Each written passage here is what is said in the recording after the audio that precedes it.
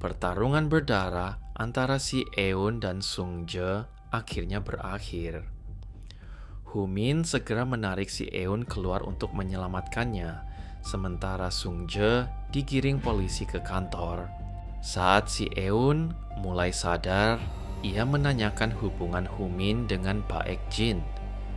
Humin hanya menjawab singkat bahwa mereka sekadar teman, lalu merasa bersalah karena perkelahian itu terjadi akibat dirinya. Sung Je akhirnya keluar dari kantor polisi. Baek Jin segera menekannya, bertanya apakah ia membuka mulut soal rekening bank ilegal. Namun Sung Je dengan dingin menjawab bahwa ia tidak mengatakan apapun. Sung Je merasa tersinggung. Dengan nada tajam ia berkata, "Kalau aku benar-benar mengatakannya, menurutmu aku masih bisa berdiri di sini?" Sung Je kemudian berkata bahwa ia ingin beristirahat untuk sementara waktu. Ia meminta agar tidak dicari, lalu pergi meninggalkan mereka. Keesokan harinya, dua preman dari geng Cheongang datang atas perintah bos mereka untuk menjemput Baek Jin. Namun Baek Jin dengan tegas menolak dan justru mengalahkan dua pria dewasa itu seorang diri.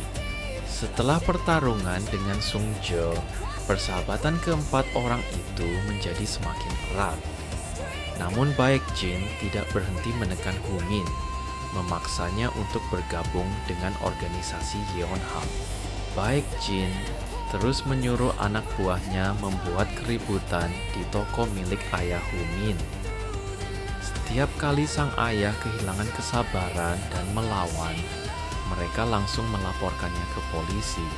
Akhirnya, Humin menghajar anak buah Baek Jin.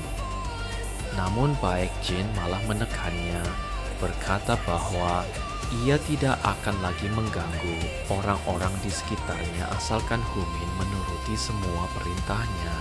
Akhirnya Humin menuruti permintaan pertama Baek Jin.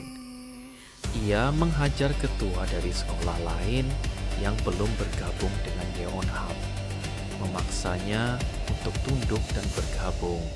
Suatu hari, bos Cheongang, ketua Choi, datang ke arena bowling milik Baek Jin dengan wajah penuh amarah. Ia menuntut jawaban tentang kesaksian Sung Je di kantor polisi, karena hampir setiap hari ia mendapat panggilan dari pihak berwenang. Ia kemudian memperingatkan dengan keras agar Baek Jin tidak pernah membiarkannya datang ke tempat itu lagi, lalu pergi begitu saja. Ibu si Eun selama ini diam-diam menyiapkan keberangkatan anaknya untuk belajar di luar negeri.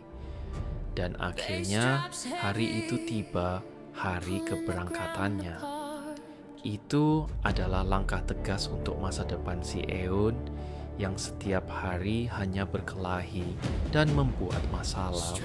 Di bandara, Jun Tae menelepon si Eun. Dengan suara tegas namun penuh dukungan, ia berkata bahwa keadaan Suho yang terbaring di rumah sakit bukanlah kesalahan si Eun. Si Eun pun merasa tak sanggup meninggalkan teman-temannya yang selalu mendukungnya.